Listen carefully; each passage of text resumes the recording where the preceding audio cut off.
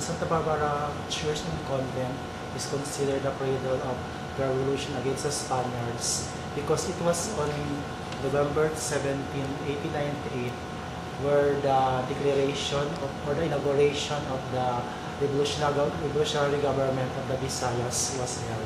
Basically, the church functioned as, because we have to consider that during the Spanish period, the church is the centerpiece of the life of the people. And prior to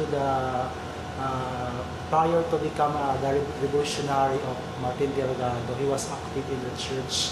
He was even he even served as a volunteer battalion. He served in the volunteer battalion against the Tagalogs during the Tagalog uprising in 1896. It was only in 1898 that they shifted allegiance against Spain and formed the revolutionaries. Father Mateo Rodriguez who finished the construction of the church. So essentially, if you try to examine the church, it is one of the churches that is a surviving Filipino Baroque church in the region, because many churches in the region were already renovated. But the Santa Barbara Church, although as of now it also undergoes renovations, but majority of the fabric of the church is preserved. Forced labor was imposed. Although we have to correct the idea of forced labor, because commonly the idea of forced labor is it seems that the male folks are enslaved by the friars. But ideally, I think the male folks participated also in the construction because they saw the importance of Spanish masonry, and they have something to contribute, especially that most of the male folks are also skilled in carpentry. So the friars, of course, we can say utilize the craftsmanship of the male folks.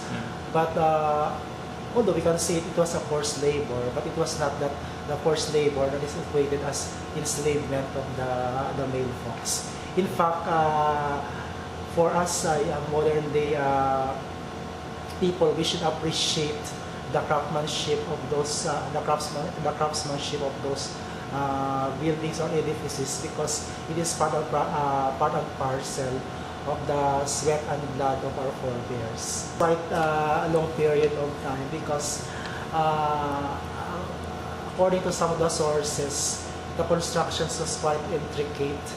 Because if you try to examine the church, it was predominantly made of adobe, and some of the adobe are imported even outside of Iloilo, and then red bricks, which was then produced in one of the areas of La Paz, which is now today known as Baldosa.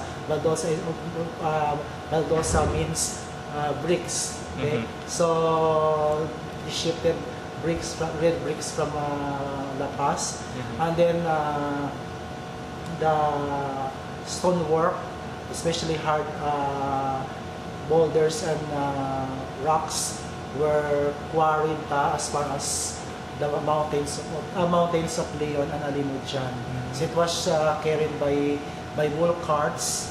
Can you imagine but of course it was carried by bull carts with the assistance of the male folks, again conscripted as part of the forced labor.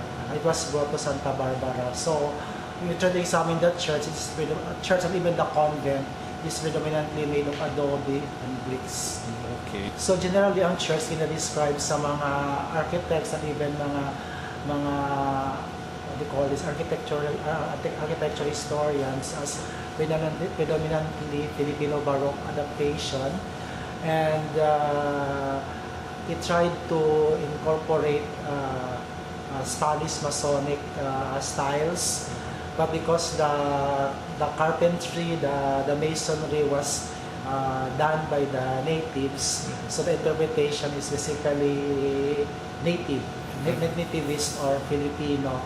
So if you try to look the church, the inspiration, the idea is like the churches and cathedrals in Europe, because unlike the other churches in Iloilo, where the church is separated from the convent, the Church of Santa Barbara, it was the convent is located perpendicular to the church, and the back of the convent form some kind of a courtyard, is predominantly found on the Spanish churches. So it really differs from other churches with regards to that particular style.